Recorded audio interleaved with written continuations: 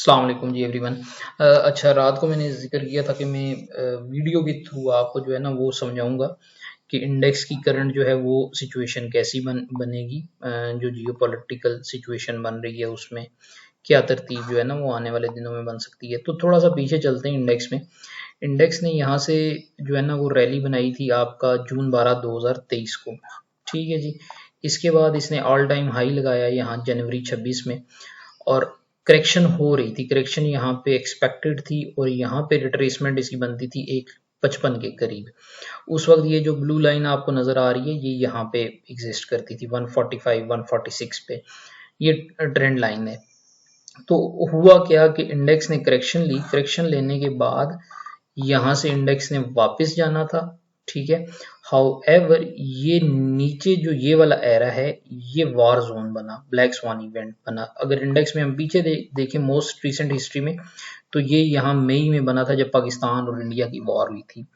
और वहां से तो एग्जैक्टली बाउंस बैक हो गया था बिकॉज उसमें कोई ग्लोबल सिचुएशन नहीं थी, लोकलाइज्ड जो है ना वो मामलात थे। लेकिन क्योंकि ईरान वाला स्ट्रेट और वो सारी चीज़ें जो हैं उससे ग्लोबल इम्पैक्ट जाता है। तो ये एक सूरत हाल अब ये है कि यहाँ पे अगर एक तो हमने ये देख लिया कि ये करेक्शन बनी थी यहाँ पे और ये बहुत स्ट्रॉन्ग लेवल है 1,55,000 का इंडेक्स के लिए। और यहाँ से अगर इस रैली को हम देखें, ये जो बनी है, जो रिकवरी इंडेक्स ने पोस्ट की थी आपकी पोस्ट वॉर, और जब चीज़ें थोड़ा सा जो है ना वो आसान होना शुरू हुई, तो यहाँ से रिकवरी पोस्ट हुई और इंडेक्स ने जो है हमारे पास 188 तक ये गया है। अब सूरत हाल ये है कि अभी सपोर्ट जो है इस रैली की रिट्रेसमेंट जो है वो यहाँ पे पहली 177 पे खड़ी है, उसके बाद आपके पास 171 पे खड़ी है। लेकिन बड़ी जो 50% रिट्रेसमेंट है, इसका मतलब है यहाँ से ये जो लेग है इसको जब हम मेजर करेंगे तो 50 की रिट्रेसमेंट जो आएगी वो 166 पे आती है। तो in case any sharp fall आता है इंडेक्स का तो 1,66,000 के करीब जो है ना वो आपका यहाँ पे लिमिट हो जाएगा। इसका मतलब ये बनता है कि 15-1,000 पॉइंट्स ये बनते हैं। ठीक है। लेकिन अब इसमें अगर आप देखें जो जंग हुई थी वहां पे कैंडल क्या बनी थी, वो आपकी कैंडल बनती है ये वाली 2 मार्च। 2 मार्च की अगर आप कैंडल देखें तो सेलिंग आई। ठीक है। रिकवरी पोस्ट हुई एंड अगेन सेलिंग आई। ठीक हो गया। अब इस कैंडल को हम देखें अगर, तो हमारे पास क्या सूरत हाल बनी कि नीचे विक बनी है। इन दोनों को इंस्टीट्यूशनली कंपेयर भी करते हैं अभी कि इन दोनों डेट्स में जो है वो डिफरेंस क्या है। तो यहाँ से हमने देखा कि 1,79,000 से इंडेक्स दोबारा जो है वो 2,2500 पॉइंट्स की रिकवरी पोस्ट कर गया। नाउ कल के सेशन में जो है वो हुआ ये है कि इंस्टीट्यूशंस ने चीज़ें ली हैं। सबसे ज़्यादा जो है वो आपका 548 मिलियन का सीमेंट उन्होंने लिया, टेक्सटाइल लिया 213.41 मिलियन का, oil and gas marketing companies ली 212.11 मिलियन की, और 19.93 मिलियन के कमर्शियल बैंक्स लिए। सेलिंग साइड देखें तो oil and gas exploration companies बेची हैं सबसे ज़्यादा उन्होंने 471.52 मिलियन की। फर्टिलाइज़र बेचा है 246.16 मिलियन का। टेलीकॉम बेचा है 121.88 मिलियन का। पावर जनरेशन 38 मिलियन का बिका, और food and personal care products जो है वो 24 मिलियन का बिका। Now the point here is के इंस्टीट्यूशंस ने स्टिल बेट किया है, वो हम उसे ऑब्वियसली क्रॉस रेफरेंस करके मैं आपको बताऊंगा कि किस स्टॉक को इंस्टीट्यूशंस ने बाय किया है। लेकिन द थिंग इज कि यहाँ पे इंस्टीट्यूशंस ने जो है वो चीजें ली हैं। तो ये इस कैंडल को हमने देख लिया। ठीक है। सब कुछ क्रॉस बोर्ड बेचा नहीं है। अब हम पीछे चलते हैं और 2 मार्च को देखते हैं कि 2 मार्च को इंस्टीट्यूशंस की जो एक्टिविटी थी वो उन्होंने कैसी बनाई। अब मार्च में अगर चले जाएं, मंडे का ये दिन था। अच्छा, 2 मार्च को जो है वो हुआ ये था कि ऑयल एंड गैस मार्केटिंग और टेलीकॉम के अलावा इंस्टीट्यूशंस ने सब कुछ बेचा था। 1270 मिलियन का सिर्फ ऑयल एंड गैस एक्सप्लोरेशन बिका था, 908 मिलियन के कमर्शियल बैंक्स बिके थे, 516 का फर्टिलाइजर, 477 का सीमेंट, 388 का ये मिलियंस में है आपका पावर जनरेशन, टेक्सटाइल 84 का, और सिर्फ जो है वो आपका 300 और 3 मिलियन का जो है ऑयल एंड गैस मार्केटिंग और टेक्नोलॉजी जो है वो 253 का। तो ये क्यूमुलेटिवली अगर उस दिन की हम बाइंग सिर्फ देखें ना, तो ये आपकी बनती है करीब 556-57 मिलियन की बाइंग टोटल हुई थी, बाकी सारी इंस्टीट्यूशंस की तरफ से सेलिंग हुई थी। हाउएवर अभी करंट जो कल की कैंडलस्टिक बनी थी उसमें आपके पास जो इंस्टीट्यूशंस थे उन्होंने एक बड़ी अच्छी बाइंग जो है वो की है, जो कि टोटल अमाउंट करती है आपके पास 4-9 तकरीबन 100 मिलियन की। तो ये एक डिफरेंस है इसका कल का जो एक सिचुएशन बनी उसमें और आज की जो इंडेक्स जो है वो मूव बना सकता है।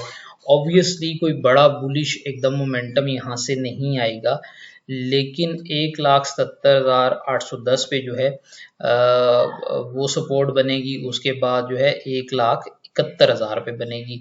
166 का वो लेवल है जहाँ पे अगर ये सूरत हाल अभी इसी तरह चलती है कि जो कि आने वाले 1-2 दिनों में चीज़ें चलेंगी, ठीक है ना, तो ये गैप इंडेक्स ने अभी फिल करना है, ये खुला पड़ा हुआ है, ठीक है।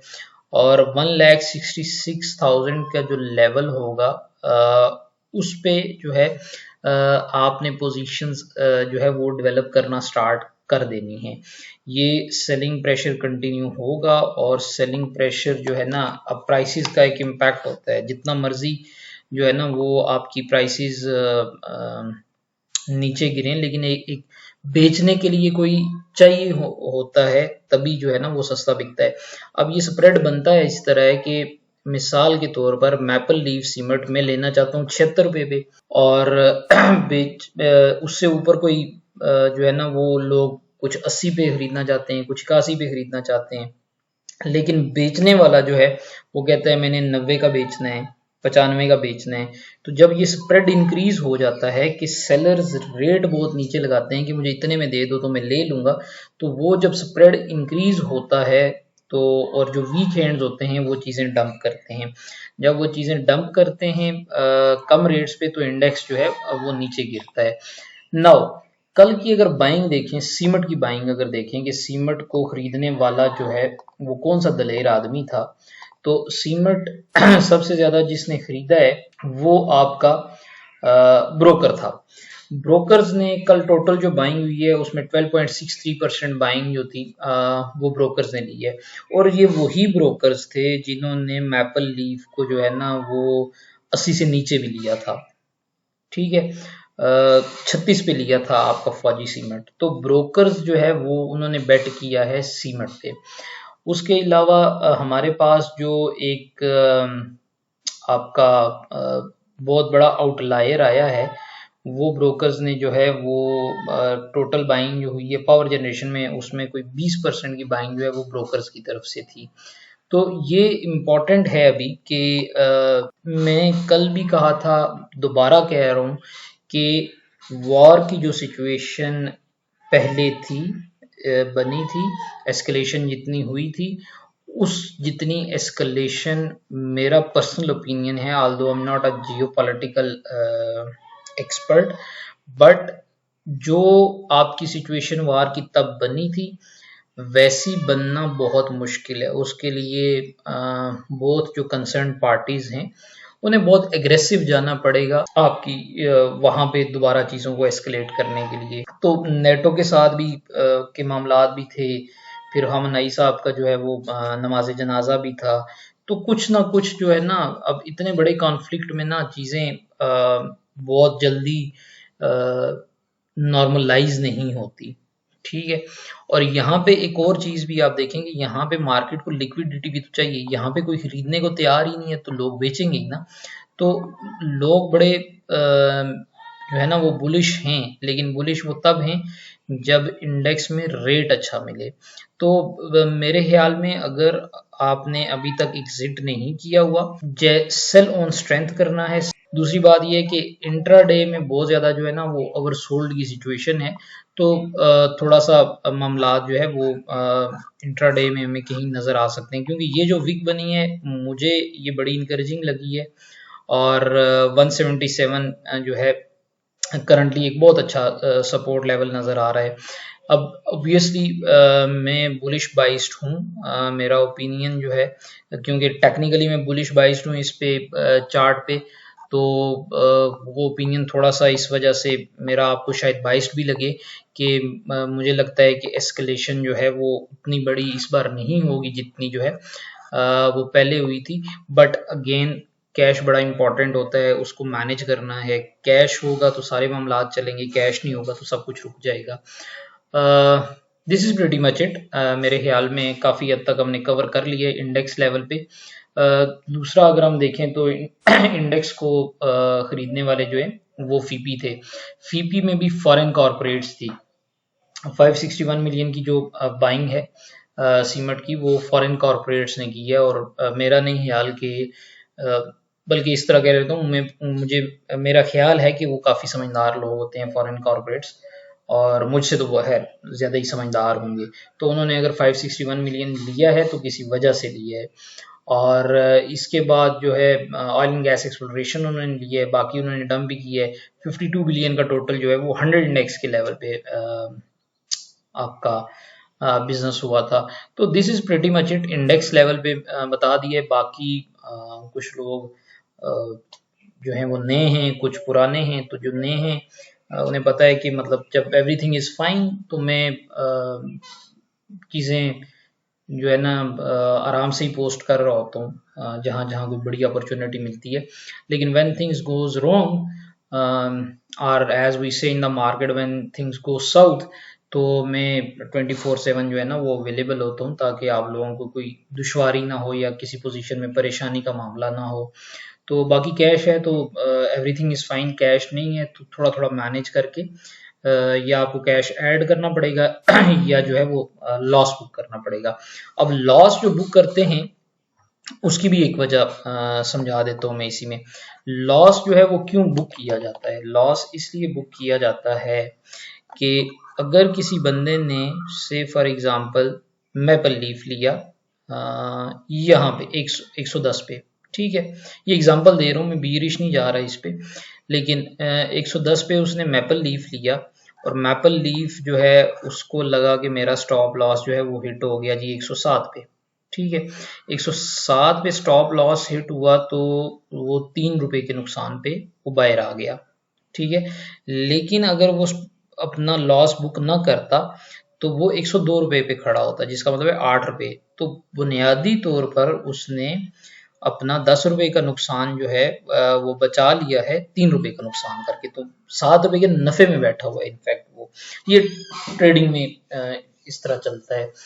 तो परेशान होने की कोई ज़्यादा ज़रूरत नहीं है मेरे ख्याल में। थोड़ी हलचल होगी, थोड़ा गहमा गहमी होगी और इंडेक्स जो है ज़्यादा से ज़्यादा क्या होगा, धूल चाट के फिर खड़ा हो जाएगा। लेकिन कोई इतना बड़ा मेजर एस्केलेशन जो है वो नहीं करा। गारंटर्स हैं बीच में, जो MOU साइन हुआ था वो सारी चीज़ें हैं। ये इंटरनेशनल इतना जो है ना जल्दी मामलात ख़राब होना और गारंटर्स और वो सारी उन चीज़ों को इग्नोर करना ऑब्वियसली ईरान के लिए भी है वो नहीं होगा एक फिजिबल सोल्यूशन, और ना ही US के लिए होगा। और जब इतने बड़े कन्फ्लिक्ट्स होते हैं तो बड़े बड़े शहरों में फिर कोई छोटी मोटी बातें तो चलती ही रहती हैं, अनलेस अदरवाइज कोई बिल्कुल एक 100% सिचुएशन जो है वो क्लैरिटी की तरफ चली जाए और दोनों पार्टीज बिजनेस एज यूजुअल करना स्टार्ट हो जाए। सो या thank you so much for listening, have a good day.